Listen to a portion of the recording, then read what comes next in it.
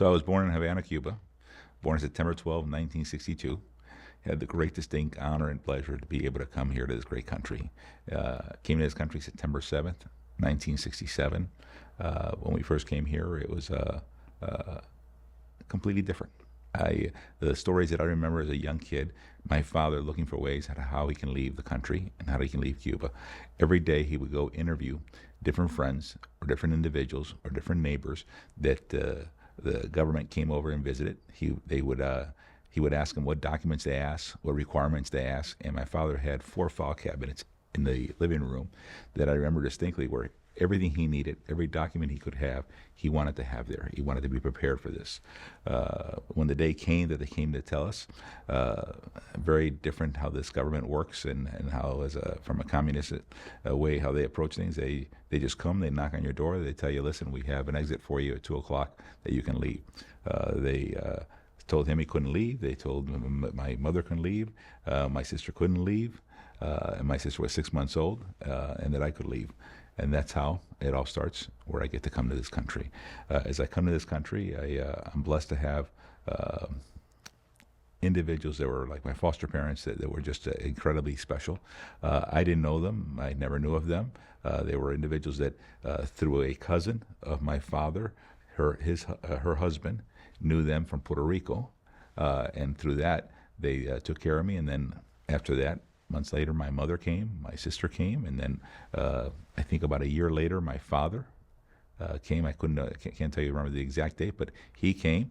I do remember, though, that I would listen to a station called WQA, and it would say a list of everyone who's being released or leaving. It's on a list to leave. And I was the first one to hear my father's name. And my father's name, ironically, is Bienvenido, which means welcome. My mother's name is America. So welcome to America.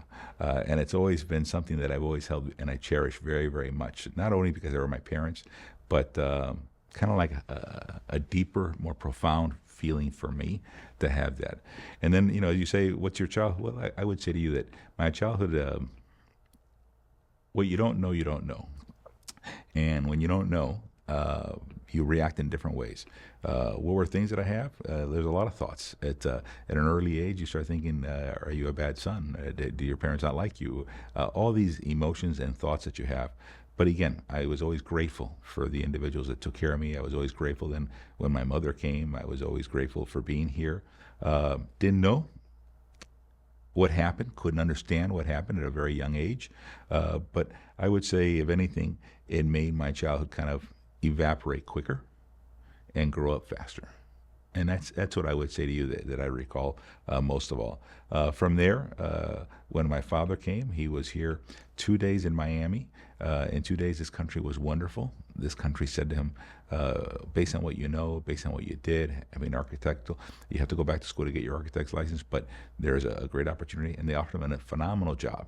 It was a job to go to Alaska. The pipeline was starting. At that time, I could see the struggle in my father's head because I would always be with him when he got here. It was just I had missed him and just wanted to be close. And I remember he goes, I know my geography. It doesn't go past Canada. And then they gave him automatically Chicago. And when they gave him Chicago, my father said, okay, we'll be there. And within 2 days, 48 hours, we were on our way to Chicago. Landed in Chicago, quite different than tropical Miami in the middle of November. But again, very, very, very special. We were in a neighborhood that we didn't know, but I found out later on was really one of the worst projects. It was Cabrini Green. Today it doesn't even exist anymore. They've gotten rid of it. But it was a very tough project, a very difficult place, a tough environment. And we were there, for relatively 5-6 months until my father got a job and got made enough to get us out and move out. I couldn't forget how happy I was. We moved to a place called Kedzie, so Logan and Kedzie, and I felt it was very much like a show later on in life that I saw the Jeffersons were moving on up, and it was like moving on up. But from there, I would tell you my life changed in great ways. Living in the Midwest is a very wholesome place. living in the Midwest is very special in this country. I always tell Cubans, I always tell folks who live here, and I always tell people all around whenever I come talk to them, there's nothing like Midwesterners. The values that they have, the way they live, their beliefs, their faith is very, very special. So I feel blessed, truly, to have lived in Chicago, to grow up in Chicago. And the last 10 years of my life there in Chicago, I lived really in a place called Carpentersville. And I played ball there. I played basketball. I had friends. We had our home there, and it was extraordinary. And it was for my generation. When I describe it, I said, if you ever watch the show Leave It to Beaver, that was Leave It to Beaver country. It was a white picket fence. It was a very, very nice. It was middle class America, but just the wholesome of it. Just the wholesome of it was an extraordinary place. So it's always been a very special for me. We moved to Miami. My father, who never complained in his life, never would hear a word negative about this great country, was just always grateful for it. In '78, there was a very tough storm. That storm came, and he was about 12 hours to get home. So really, really tough. 2 weeks later, there was another storm. He was another 4 hours delayed. And he says, you know what? If dumb birds know how to fly south when it gets cold, we're going to go south too. And that's how I ended up in Miami, and it made my life in Miami. Came to Miami here, finished school here, finished my high school, went to college here, and it made my life here all throughout. And I've been here, and today I try to be a great ambassador for this great city. Today I try to be an ambassador for this country always. Today I always try to pay back my gratitude by helping others, by doing things, by being involved in my community. I get to live the American dream, to be very frank with you. I get to see what might have been considered very tough or adverse, and turn that adversity into a silver lining that later on projects everything that's great about this great country. When I tell folks today, no matter how tough things are, no matter how challenging are, if you know a little bit about history, as polarized as you may think things are, they're really not that bad. There's always, this is still the best nation with the best opportunities, with the best people that I think exist in the world all throughout. Yeah, this is amazing. Taking it a couple of steps back, you were the only one who left Cuba. Did you come through Pedro Pan technically? No, Pedro Pan finished. Pedro Pan finished. In '67. Yes, I came in '66. 66. Okay. So Pedro Pan had just. Yeah, I think Pedro Pan might have still been going on, but you came alone. Yeah, and connected with family. Yeah, it was a freedom flight, Vuelo de Libertad. Yeah. Okay. You were 6. And 5. 5. Yeah. 5 years old. What was your family's life in Cuba? You said your father was an architect. Yeah, he had. My father would say to me, "Listen, we come from a poor, humble background. His father passed away at a very young age. My grandmother, obviously raised him and raised his older brother. He studied architectural, went to architect, and just beginning his career, beginning his life, beginning there, was anti what was happening there as a student, as a young man, as a young husband, and as he saw what was coming, what he anticipated, and he wanted to give us a better life. So it was always about a better life, and I always felt that it was great lessons for me at a very young age. My father and my mother were like this, uña y carne, in the sense that when they made a decision, it was no one's going to change it, and they made that decision that they were going to come here one way or another, and he would get us here, and then the rest would follow. And so you settle eventually in Chicago. I love Chicago. It's one of the great American cities, I think. In the Midwest, I hear you 100%.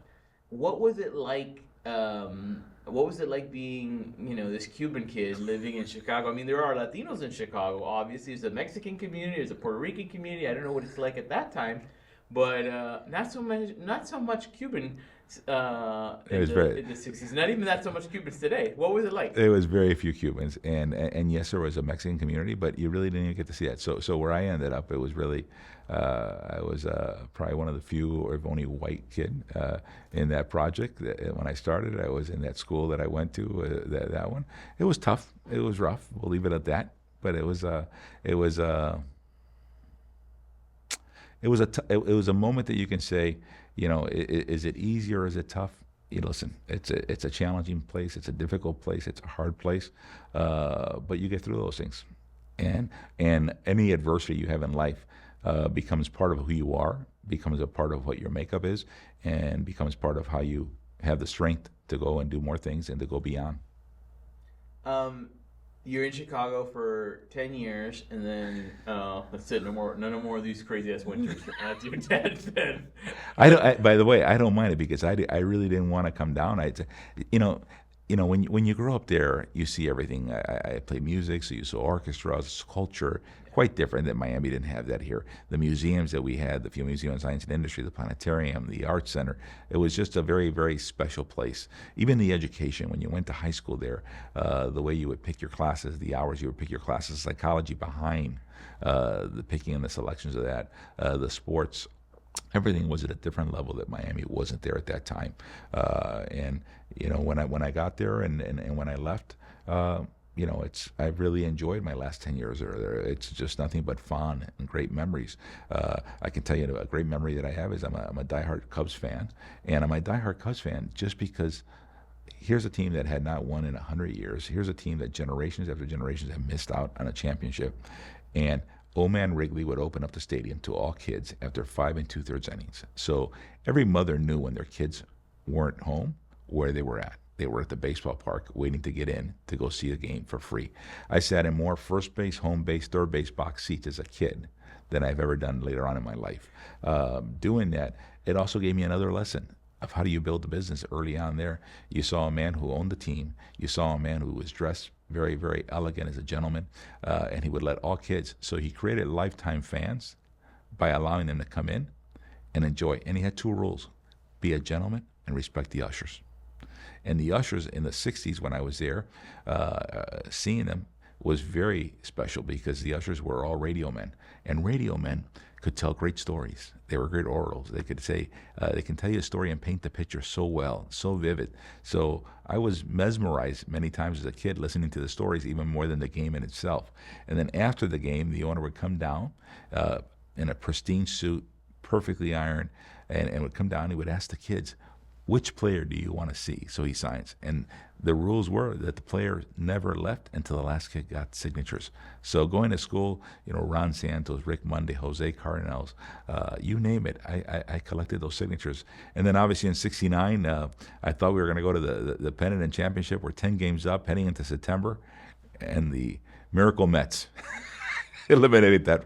But it's just great memories for me there. I also went to another, my father took me one time to Soldier Field to go see the Chicago Bears, and a great memory there. We sat next to God. So we must have sat in the last row way on top. And as we sat up there, my dad goes, enjoy, this is the first time and last time this Cuban ever brings you here.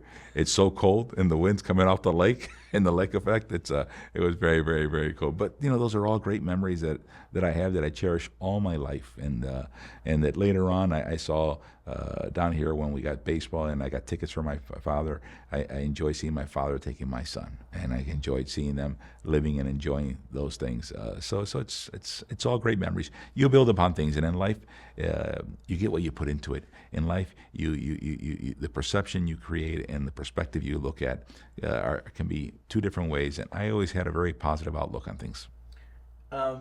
These are great memories. You relocate to Miami. You're 16, 17? How old are you? Turning 16. Turning 16. But 2 big moves. First from one country to another, different languages. Then you come here from warm, tropical, beautiful Cuba, which I've been going through some things obviously. And then they send you to Chicago. You're loving Chicago, Wrigley Field. And then all of a sudden, at 16, you're already in high school. In high school, finishing junior year. We're gonna relocate yet again, and now we're gonna come to Miami. I guess what I'm getting is definitely a lot of change in as a young person. Sure. But you land in Miami. You finish high school here. Where do you go to school? So I finished here at high school. I went to Miami-Dade after that. Then I went to LaSalle University, and finished there. And then, did you go straight from there to get your MBA at Harvard? I went later on. At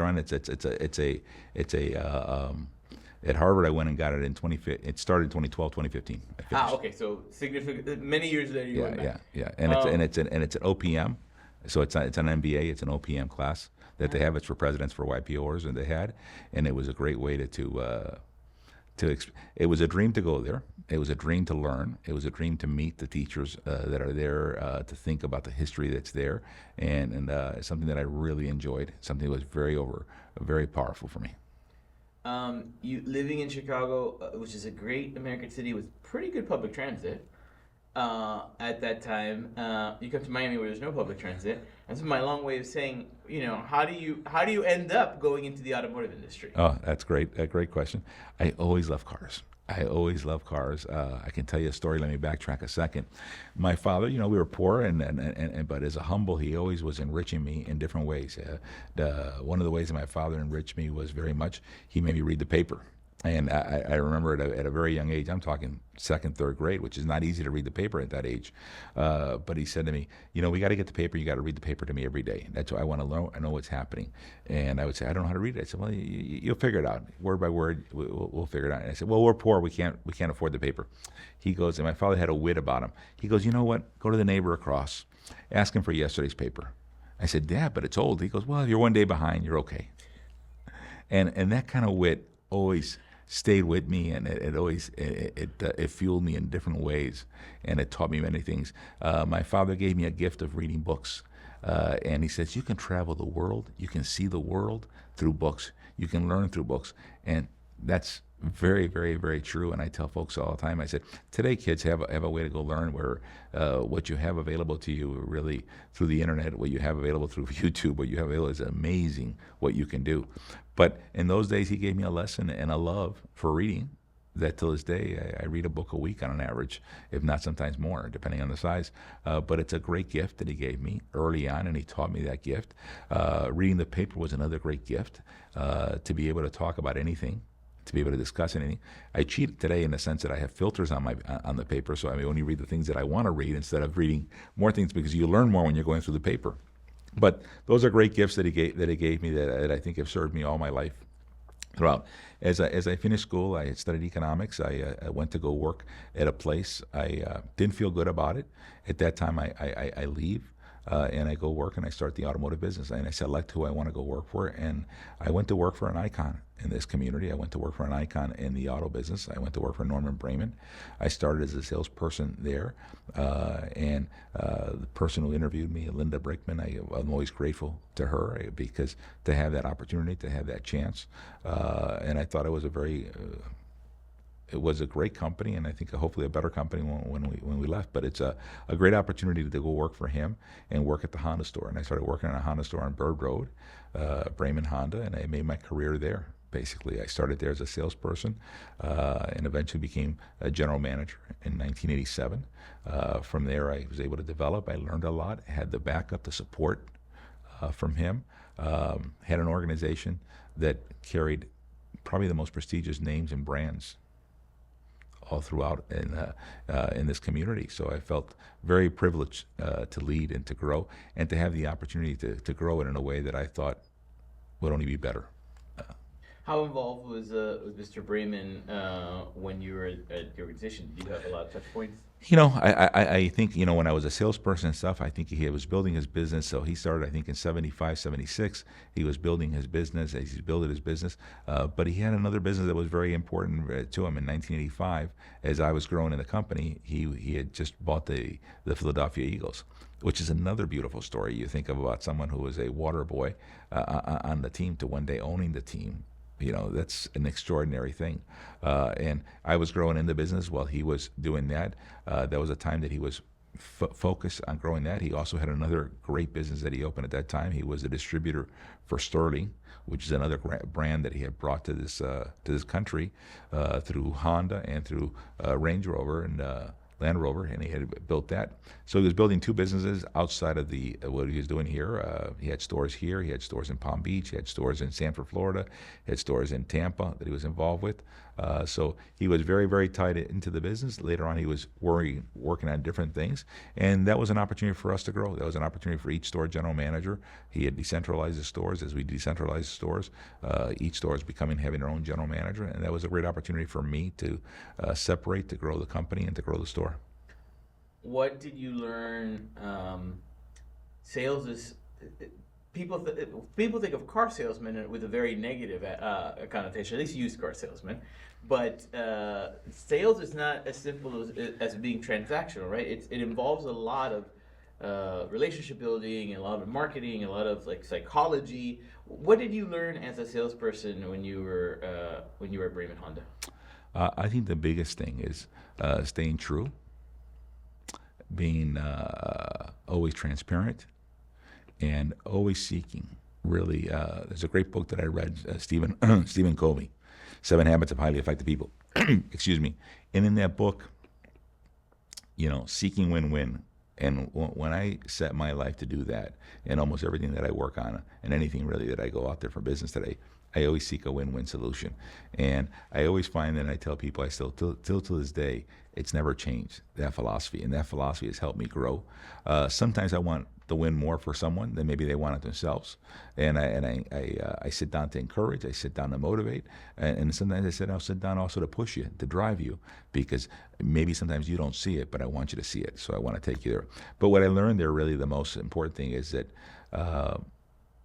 I think car dealers, I think car people that are in the car business are probably the greatest people because they're part of the community. Their whole business is part of the fabric of this great country. And if you look at the history of the automobile and you take a look at the history of all the brands, the richness there, if you look at Ford, if you look at General Motors, if you look at Chrysler, if you look at Plymouth, Dodge, all of those play such an intricate role in this country.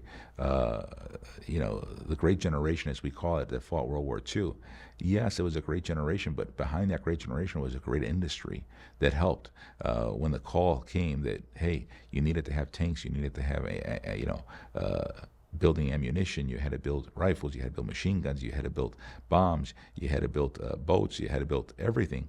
The industry, changed everything from 41 to 45 to do that, to supply that. It was incredible. Whether it be there in Detroit, which is, I think, a city that saved the world. I tell people, I said, as much as you want to knock it, it's a city that saved the world. If it wasn't for that city, if it wasn't for the production of that, today arigato or Dankeschön. That's we'd be speaking German or Japanese. So it saved the world. It liberated the world. And then you take a look at this country, the humility in a sense that any country that wins normally would take land or normally would take something, and just the opposite. All they ask for is a little piece of territory so they can bury their dead. That's all they ask for. And they pay for it or they lease it in perpetuity, and they take care of it in a pristine manner, because I think it's the strength and at the core of what America is. And then it went back and said, let me open the economy for the rest of the world. How do they rebuild? Well, here's a philosophy that we have. Here's a philosophy we want to have for free enterprise. And it protected the seas. Until this day, it's controlled the sea lanes, where 80% of all material is moved and merchandise. So bringing that back, what does that mean to me in the car business? To me, I think I'm an ambassador for the car business. There's a period of time that I'm here, and that period of time I get a chance to be in it. I get to grow it. I get to develop. I get to build a business. But I want to leave it better for the next person. I want people to see what it is, because I think if you took a look at most car dealers, if you took a look at most individuals in this business, they're like everyone, but more importantly, I think they're relationship builders. They're into relationships, they're into developing, they're into their community, because we sell to our community. It's you put a dot, you draw a circle, 3 miles, 5 miles, 7 miles, 10 miles, 12 miles, 20 miles. That's where you're selling. So we're the ones that support the Little Leagues. We're the ones that support the high schools. We're the ones that support the Boy Scouts, the Girl Scouts. And then we get involved in different things like I have over the years. My dad was a mechanic, had a paint and body shop in Doral for years, so Okay. grew up around the big car. And him and my mom met at Anthony Abraham.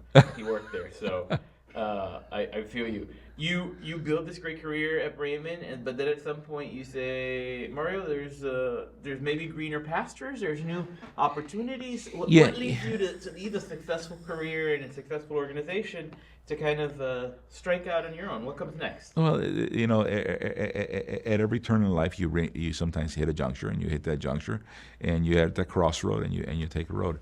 I had a great run. I had a great opportunity there. I had an opportunity to become one of his first managing partners in the company. I had a great opportunity to grow to the title of president and CEO in the company. I had the privilege to operate his stores and grow his stores and develop those stores, and it's something that I take forever. I'm forever grateful. Today, it's the way I look at it. It's Norman in a great way served as a mentor, and as I shared early on, an icon in this industry. That's how I take a look at it. From there, when that time comes and you're in that crossroad, you take that opportunity. And at that time, when I resign and I take a look at what's the next steps, the next step is really to have everything you've done for someone else. How can you do it for yourself? What are the things that you would do different? People ask me, do you work harder? I said, no, I worked equally as hard for him because I was very proud and very proud to work for him and proud to build that organization in the same way. And sometimes you work even harder for someone than you would for yourself. Because that responsibility is an awesome responsibility that you have. But I had the opportunity to do that. I have two founding partners that I had with me at that time, and those two founding partners, Alex and Rick, and we started it on May 21st, 2001, and I never forget, 8:08 p.m. You never forget when you sign everything away and it's all done. And we took a store that was really destroyed. We took a store that was selling 16 Hondas a month. It was selling Brickell Honda that you started with. Brickell Honda, Brickell Buick, and Brickell Pontiac and Brickell GMC. And those stores were the attention wasn't there. It wasn't given. It wasn't the investments weren't there to put back into the business. So it was selling 16 Hondas. It was selling 6 Pontiacs and GMCs. It was selling 22 used cars. We couldn't even bring anyone. We had just 2 things on our own as we started it up. But today, we've been able to build those stores over the years to a place where that campus today does 9,000 to 10,000 cars a year. So it's a completely different story. Everything in our industry people think happens, and everything in our industry you have to plan, and you have to work hard at it. Early on in 2001, 2002, I had planned where I said there's an opportunity to be in Stewart, and I wanted to be in Stewart with an Audi store and an Infiniti store, and I worked hard, tenaciously after that, among other things. That realized in 2011. In 2013, I built it. In December of 2013, I opened our first campus. It was also a way to show the world, here's what we have a chance when we have a clean white piece of paper of what we would build and how we would build it. And we built that campus up with Audi and Infiniti. Later on, we added to that Alfa and Maserati, and look forward to expanding that area even more as that area grows more there as well. Had a desire for a Cadillac store, and Cadillac means a lot to me. In 2002, I started seeing the owner of this store. I would go by, I would say hello, and chasing it. It took me to 2012 to maybe get closer to that, and by 2014, I was finally able to buy that store. So look how long of a period of tenacity is, absolutely is one of your absolutely strong points. Tenacity, perseverance, drive, and being committed to it. I want to take a step back. I want to kind of get into the expansion back to Stewart, but I guess the question is tenacity, perseverance. But how did you turn the Brickell stores around? Because here's clearly a failing business at that point when you guys took it in, but you saw an opportunity, you saw something. You're like, we're gonna take the ugly duckling and we're gonna turn it into a swan, and now you're doing 10,000 cars a year from selling. Sounds like barely 100 when you guys a year when you took it over. It was less than 100. How did you? What were those skill sets that you and your team and your partners instilled to kind of to turn this around? So I would say easily first it starts hard work, but really what it starts with is having a plan. So you create a plan, you create a business plan, you create a structure for it, you have the discipline. I can't stress enough for anyone who wants to have a business, if there's one word that I would tell you that you have to have is discipline. When you apply disciplines to a plan and you're tenacious about it every single day and you work with it, that's how you build it. And understand there's going to be mistakes, understand there's things that you're going to have to pivot on, understand you're going to have challenges, understand you're going to have highs, you're going to have lows. But the one thing that will carry you through, if you're consistent and if you have a business plan, and you have the discipline to execute on it. And execution is key. There's a lot of people who dream. There's a lot of people who have a lot of great thoughts. There's a lot of people there, but very few people then execute well on it. And I tell folks, I said, you can dream all you want, but do me a favor, dream when you're awake so you can remember the dream. And that's what we try to do. And through the efforts of my partners, through the efforts of each and every associate that came working for us, we built up pretty quick a team. We just applied ourselves hard, and we applied difficulties we try to overcome, challenges we try to overcome and grow there. And it wasn't an easy time. 9/11 came in September. When 9/11 comes, fortunately for us, General Motors comes out with a plan, put America back on the road again. But we've been through different economic turns all throughout there and different challenges out, and every one you prepare from. And then How long did it take you? You'd say To be- really to- to- feel like we can grow, but we've successfully turned this business around. to be perfectly honest, I still feel we don't. It's. I think the day you start thinking you're there, that's the day it begins. It's the end, and I think you shouldn't be there. So, I can sit here and I can say, look, is there successes? There are multiple successes. There are multiple wins. There are multiple things that you can celebrate, but those should all be feeding, and those should all be footsteps. That those are launching pads for the next step. So that's really how I look at it. Today, our organization will top over $2 billion in sales. So when I first started, it was doing $2 million a month. So when I first started, it was going to do $25 million a year is what it was on track for. When we finished that year, we finished over $60 million. And you just have to be committed, and you have to have a dream there, and you have to have a vision of where you wanted to have. I had a vision early on of what I wanted to do. I had a vision of what I call my painted picture, and you paint that picture of where you're at, what are your needs, why do you have that. I tell folks all the time, you got to have purpose in anything you want to do, and you have to be intentional about it. It's so important to be intentional. I think a lot of people do things, and they're not fully committed and not fully intentional about it. And not being intentional, you deprive yourself of the very best you can offer. And if you can offer the very best, more likely you're going to have a good chance to win. Because convictions are an incredible thing. Yeah, absolutely. And your convictions look towards growth and towards expansion, and you're successful in Miami, and then you're eyeing Stewart, which is only a couple hours away, but it's not your backyard. All right. This question plays into the following ones that we're going to talk about, you, so you know where we're going. How did you manage? We're now are expanding our business, and we're in two different markets technically in Florida, but certainly two different markets, and this is a different operation level. Sure.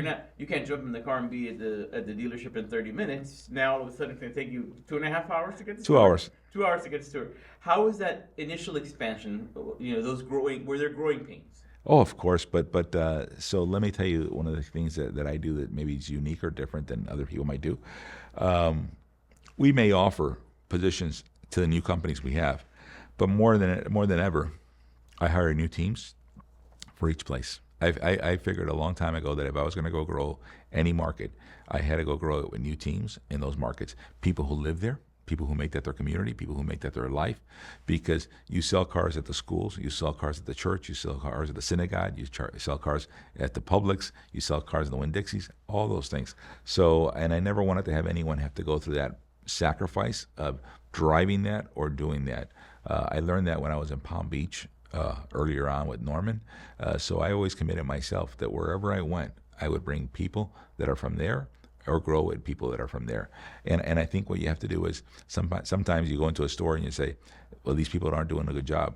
Well, they either have a knowing or a doing problem. And when you can quantify that, which is a knowing or a doing, then you can change. And what you work on changing is behaviors. And when you start working on behaviors, you start going after outcomes. And you go through outcomes going after activities that change those outcomes. And when they see that they can win, everyone then moves along and changes. It's when they don't win that they give up. And sometimes they give up just a step before they were going to win. And that's where you come in, and that's where your coaching, that's where your structure, that's where your game plans are at. And then strategic-wise, you put out strategies that are there that give you and feed you today and tomorrow and beyond, and you support it with tactics that are always going to let you maneuver and do different things. And then you're ready for anticipating things that you weren't expecting, because that happens too. I don't know if you were expecting this, but all of a sudden you're growing in two markets in the state of Florida, which is home at this point. But I guess you don't shake off those Midwestern roots, No. and you're like, I'm gonna go back to the Windy City, and your business expands. And this is not Georgia. This is not the neighboring state. You're gonna go back up to the Midwest. Talk to me about that was there always a decision? I want to get back into Chicago. I have a connection to. I love this city. Tell me about how you decided So, to expand in Chicago. so before that, I have to tell you really the great master plan. I call it, and I call it my painted picture. When I did my painted picture, I said, what would I want my legacy to be? Certainly, I want my legacy. My first choice is that it's a family business. Would my sons want to be in this business? And seeing the failures that I saw of other dealers trying to force their kids in the business, I never forced my kids. I always encouraged them, but I never forced them. They had to want it because they saw the hours that I worked, they saw the energy that I put in, they saw the time that it took, they saw what I missed. So there are sacrifices that went along with that. Lots of sacrifices for the family. But at that time, I said, either two things will happen. Either I can grow a company that's for a legacy. In 1999, I saw an article. It was in Newsweek. I later on looked at different case studies that said the growth of the Hispanics and the growth of the Hispanic population. And if you look at the growth of the Hispanic population, it's really all through the Sun Belt. And it said in that article in Newsweek, in the year 2040, it'll be the majority. And you're sitting there in the year 1999, you're sitting there 2000, if you remember Y2000 and everything else like that. It's a lot of changes coming. And you say to yourself, you know what, that doesn't sound too far, that 40 years. It is, but it's not, because it's 4 decades. And so I said, how do we work towards that? So from that standpoint on, I always said I had a vision, a desire, and a drive to say, how can I grow in Miami? How can I grow in Fort Lauderdale? How can I grow in Palm Beach? How can I grow in Orlando? How can I grow in Tampa? How can I grow in Jacksonville? How do I move there to Texas? How do I grow in Dallas? How do I grow in Houston? How do I grow in San Antonio? How do I take a look at things that are maybe in far Texas? How do I look at things that are in Brownsville, Texas? Because I also have great respect for those border areas because I think the Hispanics that are there are the hardest working Hispanics. Mostly Mexican, but the hardest working, and the car to them means everything, because without the car, they can't get the jobs, they can't make the money to send back and take care of their families. So I really look at the border towns very, very, very strong. McAllen is another area that I look at also as well. And then from there, I go to Albuquerque. Then I go to Tucson. Then I go to Phoenix and to go to in Arizona. And then from there, I always thought about California, touching San Diego and touching then Orange County in California. And that was really my vision from that Sun Belt. And then what's the largest Midwestern city? So Chicago's the 4th largest metropolitan. It's an incredible market, but it also has a huge Hispanic side to it. Primary Mexican, but a huge from that standpoint. And then I took a look up in the Northeast. You take a look in New Jersey, you take a look at New York, also a huge concentration. Again, not Cuban, but Hispanics in general. And over the years, you saw the growth of that equally as well, and you saw the development of that equally as well. So those are all things that I've looked at that always planned for me, and that was our vision all throughout. And I stayed always true to our vision. The only anomaly that I have is 2 wonderful stores in Virginia that would not match that, but they're so important to me because they're next to our capital. They're less than 90 minutes away, and the history and richness of Virginia and Richmond meant a lot to me. When I was asked if I wanted that opportunity, I said, well, let me go take a look. And when I drove up, it was on a Sunday. After I did all my due diligence of driving around there, I said, let me drive to the Capitol.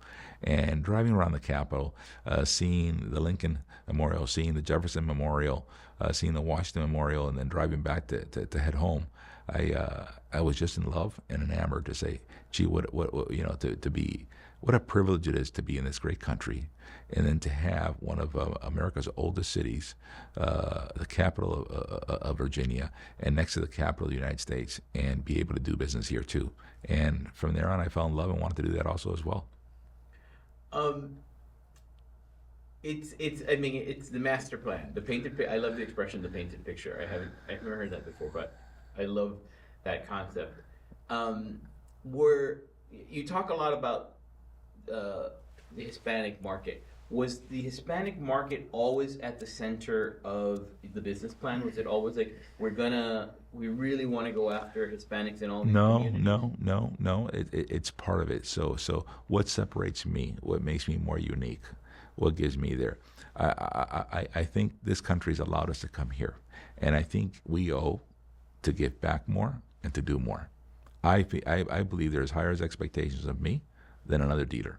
I believe that that there's more responsibility. in Matthew's, there's a passage that says, "To whom much is given, much is expected." And I feel blessed every day, and I feel that I have to work harder and have to do more. And I feel that because I feel it's due. I feel that to be blessed to be live in this country, other people don't have that opportunity. Other people didn't have that opportunity. So I want to be able to do that, and I want to make a company that's it's a great company. The culture that it's a great culture throughout. And our secret formula is very simple. We try to hire good people. We try to make sure we have a vision, and then we try to make sure we execute well on it. And that's in a very simplistic way that I share it to you like that, but that's kind of what we set out. And we always set out, as I sit down with every general manager first, it's I never win until you win. And then your job is to teach every manager that you never win until they win. And then every manager that's underneath them is that they never win until they're people that they're responsible for. And it's an awesome responsibility today with 1,700 employees. You multiply it times 4 people. And when you do that, you say, holy cow, I'm in charge of 6,500 people all throughout, that I got to do a good job, that I got to make sure that the decisions we make, the ripple effects of what we do need to be good. And not always do we make the right choices, but we have to recognize quickly when we make the wrong choice, retract and put it in place again the right way. But our growth goals of Chicago, as I go back to Chicago, it was very special to me in December of 2017 to buy a Honda and Volkswagen store in downtown, to think about the city that I started my life in. Really, because that's when I was a boy, to start in my life, the city that I fell in love with. I started to get my education there. I started read, write, everything there was very, very special. So we started there and grew that. A few years later, as I shared with you, my father, we were poor, but always did certain things with me. He would take me to see new car dealers. And 48 years ago, he took me to a place that I love, that today I own, which is Motorworks. Motorworks is a very unique and very special place. It's in Barrington, Illinois. It's a suburb. And I always said one of the nicest suburbs of in this country. One of the nicest zip codes in this country. Very, very, very special. In that store, we have a BMW store, we have a Porsche store, we have a Mercedes store, we have a Cadillac store, we have a Honda store, we have an Infiniti store. But I went there when it was just a Cadillac store. And I went there when it was just a Cadillac store, and I met the owner. This is 48 years ago. And he said to me, when you finish high school, you come and work for me. I didn't go work for him, but I always stayed in contact with him. And to dream later on that 48 years later I could buy that store was a dream come true. And one of my partners said to me, I said, we need this. And he says, well, no, we don't need, you want. Okay, well, for all intents and purposes, I thought about that. The next day I said, you know what, for all intents and purposes, need is now a want and a want is need. One and the same. Let's go get this. Because I think it would be a great addition to us. And I couldn't be happier that we acquired that. In between that, we acquired another Honda store in Libertyville, another incredible town, great family town. And we acquired an Acura store in another great town in Highland Park, Illinois. And from there, we moved down back to Virginia when we got those stores, Richmond and Midlothian. And then from there, way before that, we in 2020, we opened a Bentley store that we have in Jacksonville, and we have Maserati. And then in 2019, we had bought from another icon in this business that I have great admiration, great respect, just an incredible man, Roger Penske. Got to meet him many, many years ago, and I've always maintained that relationship. When the opportunity came, we bought his Ferrari store, his Maserati store, and his Bentley store. Had the chance to partner with him for a year and a half as he helped me at the beginning, and then we were able to buy it out, and we have that store. And then our latest acquisition is in California, another place I dreamed about, in Laguna, California, a Mercedes-Benz store, and then at Foothill Ranch, which is another great area, close to Irving, California, another Mercedes store. And that's how we've built what we have today. And it's been done through vision, execution, but great people that have helped me achieve those dreams. How many? Ready? Rolling. Go ahead. Okay. How many dealerships in how many states? So we're in 5 states, and we have 29 dealerships. So it's a long road from the 5-year-old kid who arrived here buying stuff in Havana. I want to talk about team building. You started Brickle when you acquired the Brickle stores. You had two business partners. Yes, Are yeah, they still your partners? absolutely, yeah, yeah. Um, Tell me about that, like partnership. I guess what I'm asking about more specifically is like, you know, relationship building. You put into a lot of faith. You found two other gentlemen. And you're like, we can build something together, and you've built a small empire across 5 states and 29 stores, very different places, very successful. It sounds like. Tell me about knowing how to pick the right people. No, I thank you for that. I've been blessed. I have two founding partners. I have that when I left Raymond, they came also and gave them the chance to be partners with me, and I'm happy to have. And I couldn't be more proud. I think a lot of the things I can push, I can drive, I can do a lot of things, but without good people and surrounding yourself with good people, you can only do so much. And I have two individuals that I care for very much. I would say the word that I use next is how I feel. I love them. I care for them. And all partnerships will have their strain. All partnerships at times this. But I think the one thing that I think is the most important part that you got to have is the respect. And I think if you always have it and you put that first, the respect, you can put aside things that are personal, and so you can talk about the business and drive the business. You can agree to disagree on things. You can agree to be challenging about different things, but never lose that respect for one another. Never lose, at least for me, the way I look at it. I always, whenever if I'm having a difficult moment or different things, why did I choose them? What were the values that I saw in them? What were the characteristics? Why did I feel this? And still to this day, the same way I felt then is the same way I feel today. And those things are very, very powerful and very profound. And those things help you. And so I look at really having his lifetime. And then from there we've added, because the way I want to grow the company is to have more partners. As we open more stores, I give an opportunity to general managers. And today we added Gary Wexler, who's a partner also in our Chicago at our Honda store. And then we also have Devin Carlson, who's also another partner, who was the first general manager and the first manager and the first employee of our Stewart operation in 2013. And I'm very proud of what he's done there and very proud of how he works. And I think, and I always tell him, I said, you're the future, with Mario Jr. There, 'cause he's younger, but I've always felt like that, and it's good. And we look forward to having more. So, Mario Jr.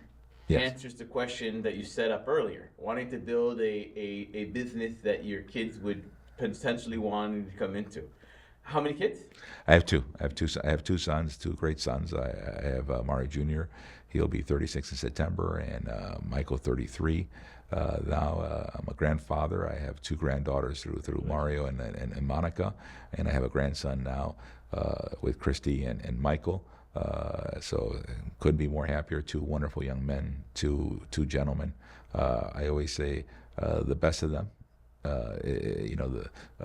Is there in them. I'm very, very, very proud. I would say to you, if you talk to them, I always said I wasn't going to be your friend. Of course, you want to be your friend as a father, but my role as a father is more important than the friendship. And I always pushed them, always drove them, but they're really remarkable young men that I couldn't be more proud of. Remarkable husbands, remarkable fathers. I always said to them, I said, there's no lessons in how to be a father. There's no books that really teach you. You might get some things that give you some hints and some direction, but the things you think that I did good, emulate them, copy them. The things you think I didn't do well, do them better. And I call that progress. And there's nothing more that a father wants to see in his children to do those things. There's nothing more than a father could be more proud. I always told him, I said, you'll have every man compete against you if you're young in sports or different things. When you're a father, there's never a competition. You have such a sense and source of pride of seeing your sons develop, and both of them have developed in a great way. Michael is very entrepreneur, the young one. Michael has multiple ideas, very computer savvy, understands, loves thinking and developing things. I was always more worried with him. I said, listen, in this household, there's 16 grades, so just make sure it's not just high school. You're going to get caught. He went to college. He studied accounting. He got a degree in accounting and financing. He went to work for Deloitte. Got a CPA in his first year. Did very, very well, and today he works for an organization, I think one of the biggest home builders in the country, Lennar. He's a controller for them in one of their divisions, and couldn't be more proud of who he is and how he's doing things. And but he has a great mind that can do a lot of great things. And I always would like him to be in our business, but it's only up to him. That's his decision to make. I think we're building a great family business that could use someone like him and his talents. So that's how I feel that he could play a great role in it. Mario Jr. came to the business early on.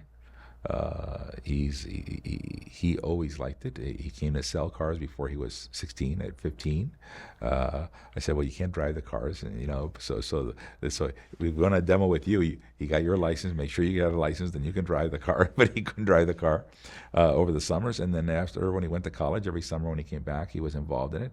And then when he got back, this is what he wanted to do, and we put him in, and he sat there. He brings a level of humility. Much better than even I can, and he brings a patience that's more like his mother, and does a good job on it. And he brings a commitment to learning second to none. So he tries to be a great student of the business. And then at the same time, I get to see him now as a father. I see a lot of great things in him as a father and his two daughters, and he's doing a great job in running and operating and learning. And the potential for the family business to continue. Now Yeah, you have yeah, someone is in. Yeah. Someone is in. I want to talk outside of your many successes in the automotive industry. You were somebody who really decided that I want to get involved and give back to the community outside of just through being involved in the community through the dealerships. Talk to me about your involvement with Camilla's House and Nicholas Children's Hospital and Sure, some of your more kind of sure. community philanthropic facing work. Sure, there's a lot of them. So early on, Camilla's played a role for the Cuban community when we came here, and it was my way of saying, let me see how I can work with them and do different things there for them. I got to host the first Hispanic Cuban radiothon for them. And we did that, and it was a great success through the help of many wonderful people and stations who helped me and all throughout, really to help me get a start and do well there. It was probably one of our first things. I wanted to expose our store early on, so we saw before really social or digital started coming out.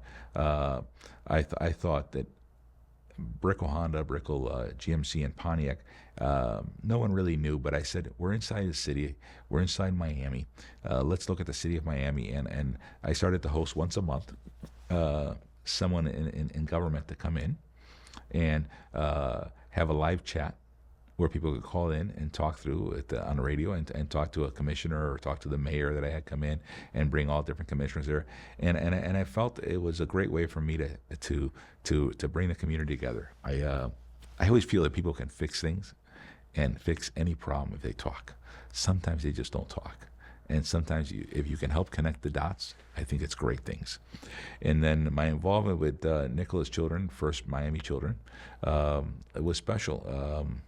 Here we have an incredible asset, an incredible jewel that this great city has that has served this community over 75 years, and has served this community first as a polio hospital early on after the war, and then later on as for the children has developed and cultivated.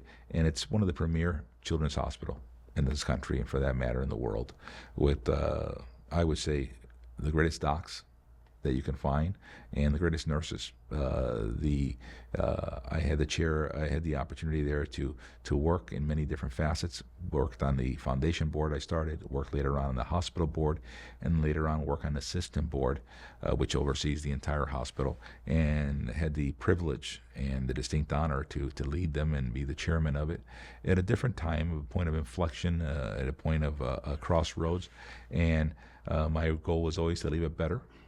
To have a better, I would say, board, to be able to have, to enhance it, and I think that's what we were able to accomplish, and I see it growing, and I couldn't be more proud of that. It's a very special, it's Miami doesn't know how fortunate it is. South Florida doesn't know how fortunate it is. There's only 2 children's hospital in the entire state that just dedicated to children, and it's important to be dedicated to children because children are our future. And if they're our future, then we should be able to give them the best care. And to have no child have to leave our community for great care is an important thing to have. And Miami today is at the epicenter in the world. When you think of cities like London, when you think of cities like New York, when you think of cities like Tokyo, when you think of cities like Paris, you have to think of Miami, and you have to put it there. That's how important Miami is, and that's how Miami has grown.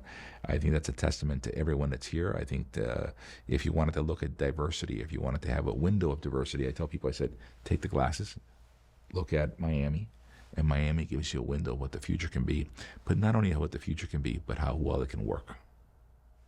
And that's something that I always try to share with folks. And with there, I've been always involved with different things as well. St. Thomas University, another great university that has helped so many underprivileged, so many that didn't have that opportunity. And throughout there, you find thousands of stories, not hundreds, thousands of great stories of people who've gone through there. That was their first opportunity to do things and to grow there. Had a chance to work with Eduardo at Miami-Dade College to see one of the largest community colleges in the entire country here in Miami that helped so many of my generation get their associate's degree and grow there.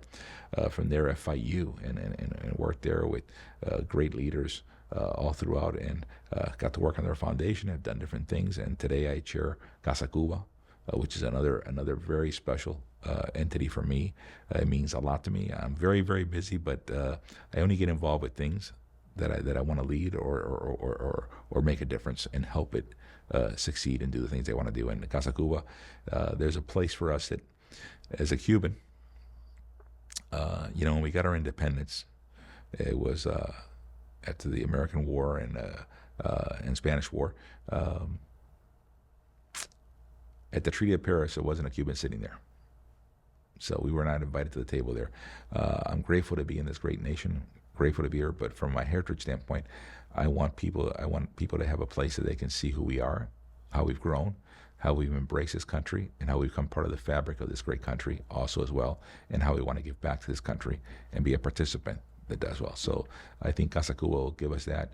I think FIU has done a major thing there and taken a leap forward as a great university, one of the greatest universities in the state of Florida that has done so much for the Cuban community and the Hispanic community here, and continues to grow with great schools, whether it be the medical school, whether it be the legal school, whether it be the architect school, whether it be nursing, you name it. But now to give us a place to have Casa Cuba on their campus and to make that part of that university is an incredible opportunity for us to take it to the next level, take it to the next step, and to be able to bring and I want that to be every Cuban's Casa Cuba.